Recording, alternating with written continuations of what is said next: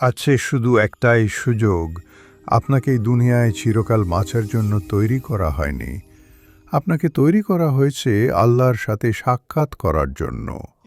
আল্লাহ হচ্ছেন সবার আগে। সময় সৃষ্টি হওয়ার আগেও তিনি ছিলেন।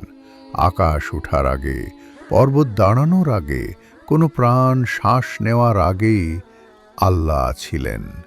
একা, পরিপূর্ণ, চিরস্থায়ী। আপনার জন্য সময় শুরু হয়েছে যেদিন আপনি জন্মেছেন, কিন্তু আল্লাহর জন্য সময় বলে কিছুই নেই। আমরা যখন ঘুমাই তিনি ঘুমান না।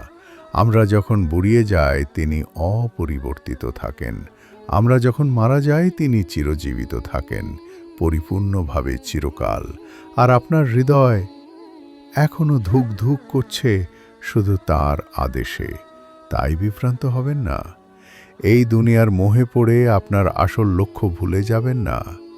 আপনাকে দুনিয়া অর্জনের জন্য সৃষ্টি করা হয়নি। আপনাকে সৃষ্টি করা হয়েছে সেই মহান সত্তার ইবাদতের জন্য, যিনি আপনাকে জীবন দিয়েছেন। আমরা সবাই পথিক। সময়ের মধ্যে জন্মেছি, পরীক্ষার মধ্যে বেঁচে আছি। এক ধাপ করে তার কাছেই ফিরছি। সবাই মারা যাবে।